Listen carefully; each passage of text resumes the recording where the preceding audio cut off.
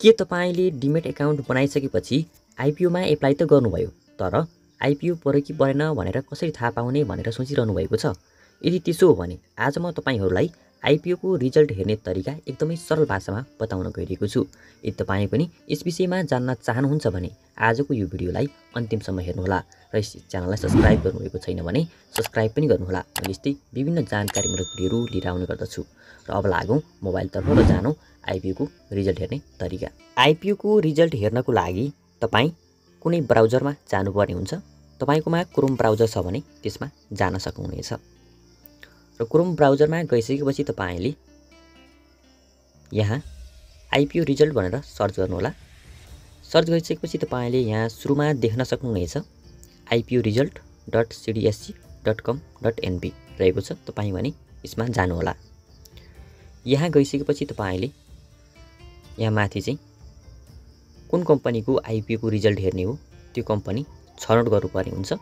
तपाईले यहाँ रिजल्ट आएका कम्पनीहरू देख्न सक्नुहुनेछ। जस्तै अहिले आएको छ ट्रेड टावर लिमिटेडको चाहिँ आइपिओको रिजल्ट आएको छ। त्यस्तै तलपट्टि तपाईले देख्न सक्नुहुनेछ यहाँ चाहिँ बिओआइडी राख्नुपर्ने हुन्छ जुन 16 अङ्कको हुन्छ।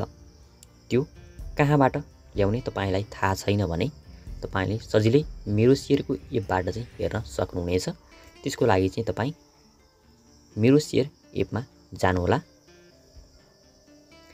मेरो शेयर एपमा गइसकेपछि तपाईले यहाँ लगइन गर्नुहोला। लगइन गरिसकेपछि तपाईले यहाँ देख्न सक्नुहुनेछ माथि रहेको छ एउटा प्रोफाइल जुन मान्छेको टाउको जस्तो देखिएको छ। तपाई पनि यहाँ क्लिक गर्नुहोला। क्लिक गरिसकेपछि तपाईले यहाँ देख्न सक्नुहुनेछ बिओआइडी भनेर चाहिँ यता नम्बर दिएको छ जुन 16 अङ्कको छ। तपाईले यसलाई टिपेर चाहिँ यहाँ ल्याएर राख्नुहोला। त्यस्तै मैले यहाँ राखिदिएँ। त्यसपछि तलपट्टि तपाईले यहाँ क्याप्चा राख्नुपर्ने हुन्छ। क्याप्चा चाहिँ यहाँ जे दिएको छ त्यही राख्नुपर्ने हुन्छ। तपाईले बुझ्नु भएन भने यहाँ स्पिकरको चिन्ह रहेको छ। तपाईले यहाँ क्लिक गरेर सुनेर पनि यहाँ लेख्न सक्नुहुनेछ। त्यस्तै तपाईले सुनेर पनि लेख्न सक्नु भएन भने चाहिँ यहाँ यो गोलो आइकन रहेको छ जुन चिन्ह, यहाँ क्लिक गरिसकेपछि तपाईले चेन्ज गर्न सक्नुहुनेछ र नयाँ नयाँ क्याप्चाहरू चाहिँ तपाईले जुन बुझिने छ त्यसलाई ल्याएर यहाँ राख्न सक्नुहुनेछ। यहाँ क्याप्चा राखिसकेपछि तपाईले भ्यू रिजल्टमा क्लिक गर्नुभयो भने चाहिँ नपरेको चाहिँ यहाँ यस्तो देखाउँछ रातोमा। यदि आइपिओ परेको छ भने हरियोमा यस्तो देखाउने गर्दछ। यसरी तपाईले आइपिओको रिजल्ट आउन साथ यहाँ आएर आइपिओको रिजल्ट हेर्न सक्नुहुनेछ। र अर्को तरिकाबाट पनि तपाईले हेर्न सक्नुहुनेछ जुन चाहिँ रिजल्ट आएको 1-2 दिनमा चाहिँ तपाईले थाहा पाउन सक्नुहुनेछ। त्यो तरिकाबाट चाहिँ 1-2 दिन भइसकेको छ भने चाहिँ तपाईले त्यसरी हेर्न सक्नुहुनेछ। जसको लागि चाहिँ तपाई आफ्नो मेरो शेयर एपमा जानुहोला। मेरो शेयर एपमा गइसकेपछि तपाईले यहाँ लगइन गर्नुहोला। लगइन गरिसकेपछि तपाईले यहाँ माई आशामा जानुहोला। त्यसपछि तपाईँ एप्लिकेसन रिपोर्टमा जानुहोला।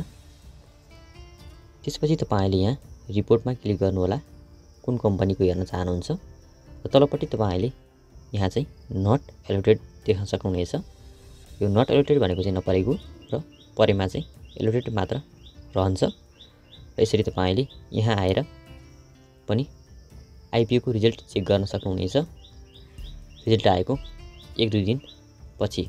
यसरी तपाईले आइपिओ एप्लाई गरिसकेपछि आइपिओको रिजल्ट आफ्नो मोबाइलबाट नै सजिलै हेर्न सक्नुहुनेछ। यही नै थियो आइपिओको रिजल्ट हेर्ने सम्बन्धी आजको भिडियो। तपाईलाई कस्तो लाग्यो कृपया कमेन्ट गर्नुहोला। च्यानललाई सब्स्क्राइब गर्नुभएको छैन भने सब्स्क्राइब गर्नुहोला। भिडियो मन परेमा लाइक र शेयर गर्नुहोला। अर्को नयाँ भिडियोमा भेट हुनेछ। त्यतिन्जेलसम्मको लागि म गोविन्द नेउपाने बिदा हुन्छु। नमस्कार।